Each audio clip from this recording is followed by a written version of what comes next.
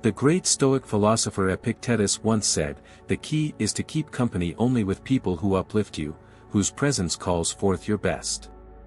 You've probably heard the saying, "You're the average of the 5 people you spend the most time with."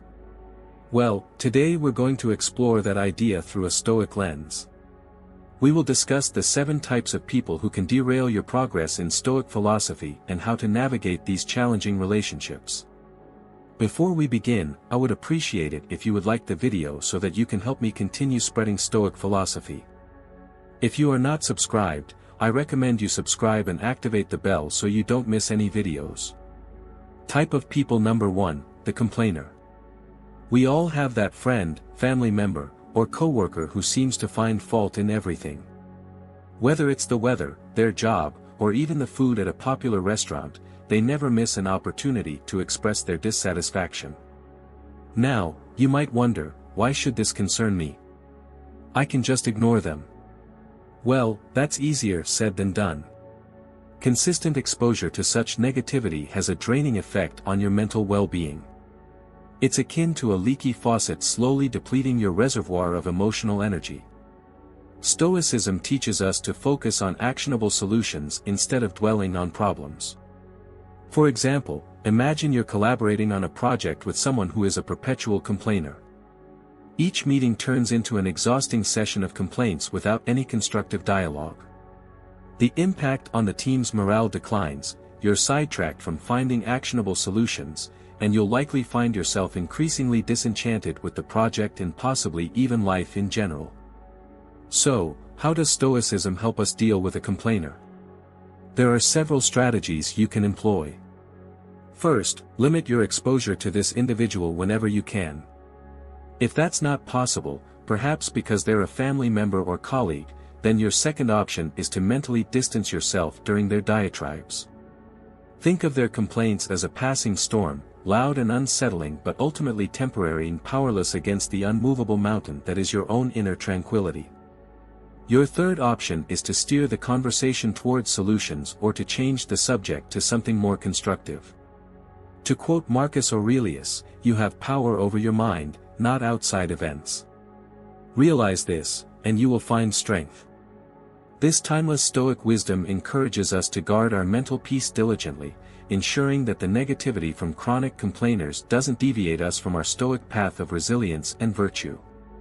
Type of people number 2, the drama magnet. Imagine you're navigating your life as if it were a ship sailing through calm waters, but then you encounter the whirlpool known as the drama magnet.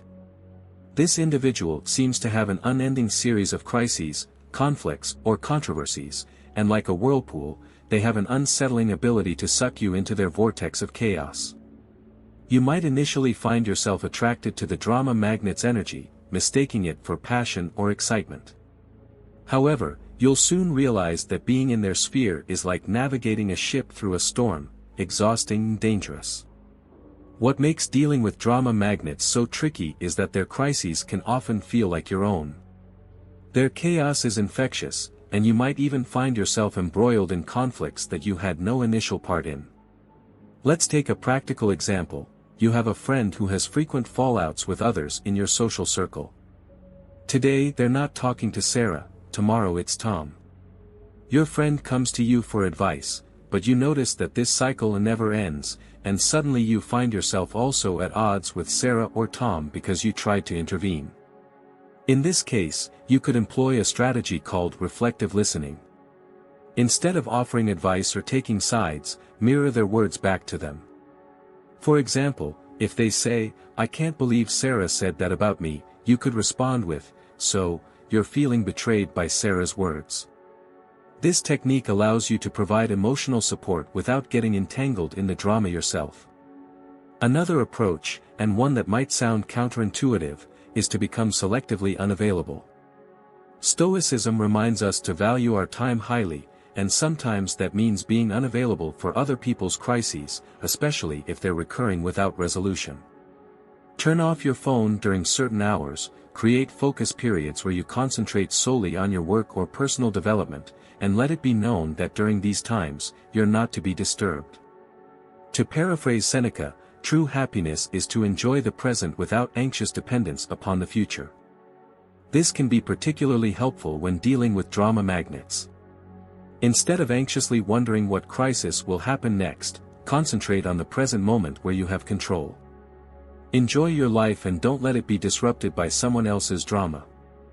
Make it a point to sail your ship calmly, steering clear of whirlpools that threaten your voyage towards personal growth and tranquility.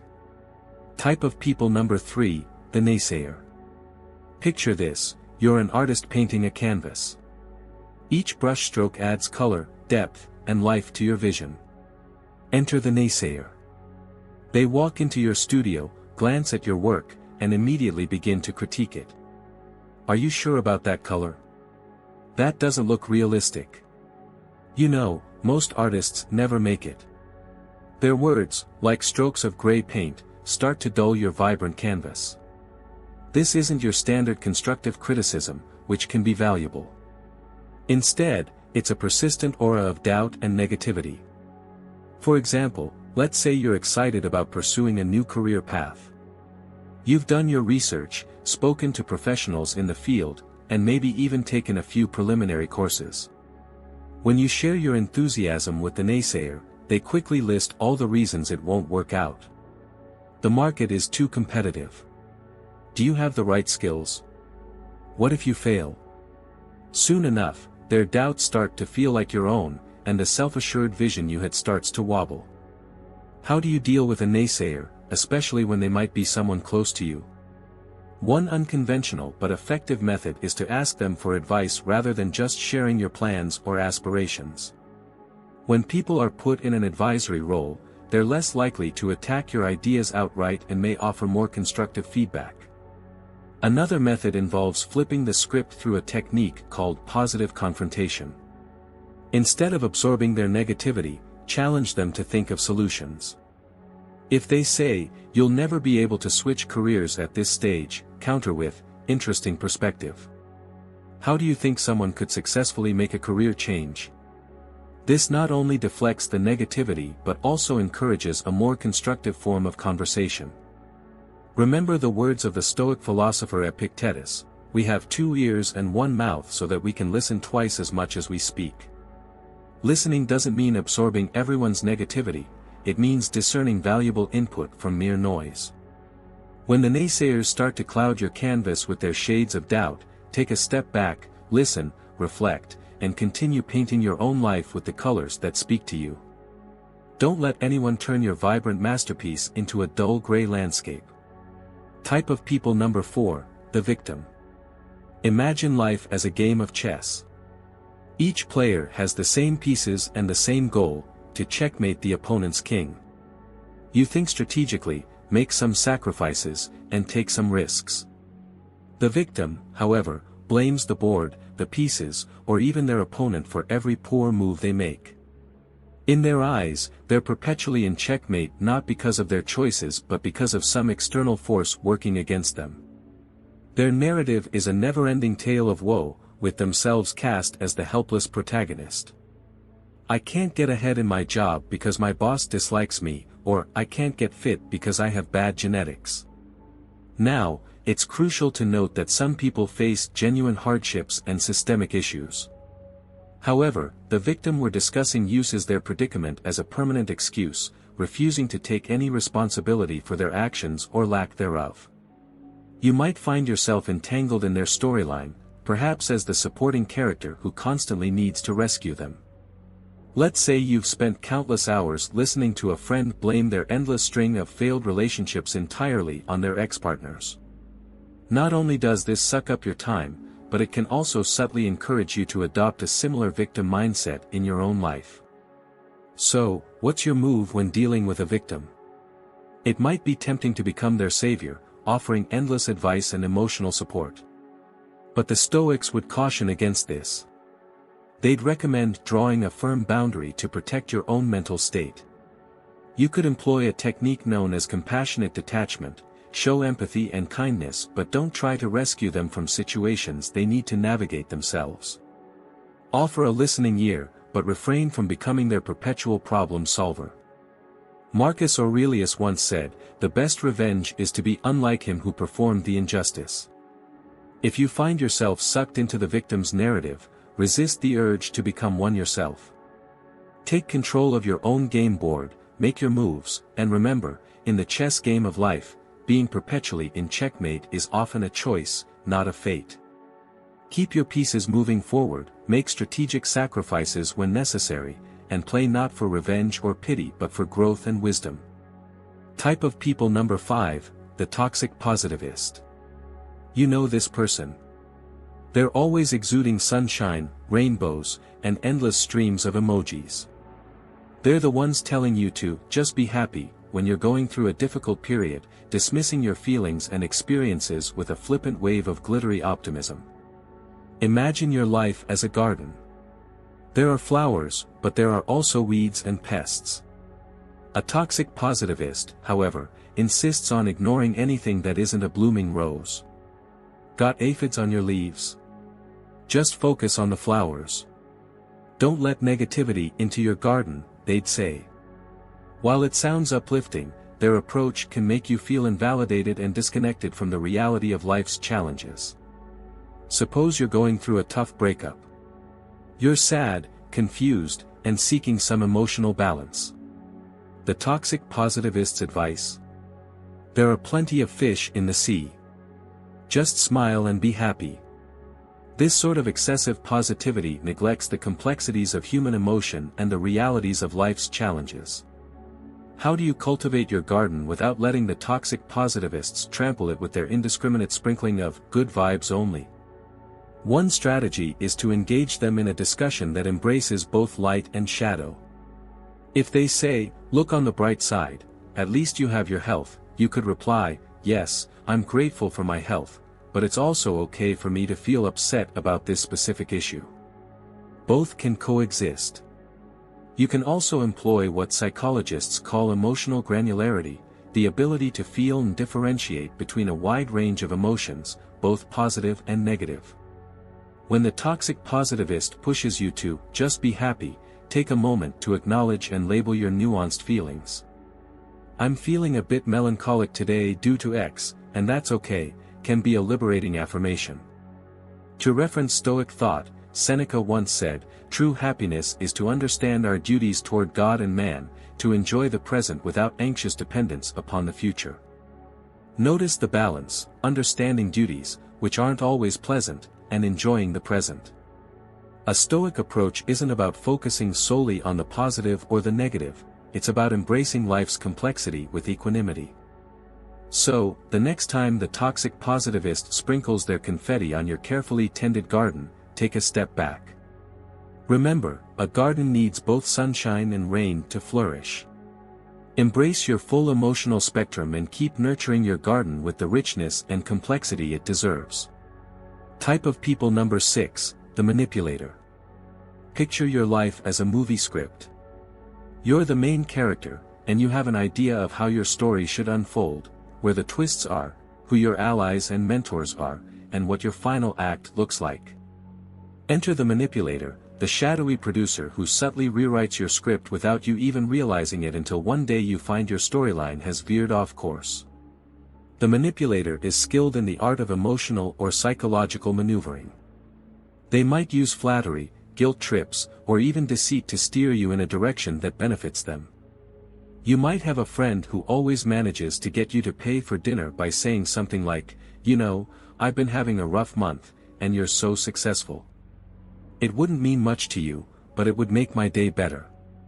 Over time, you find that your generosity has been taken advantage of, but calling them out feels uncomfortable because they framed it as a favor to a friend in need.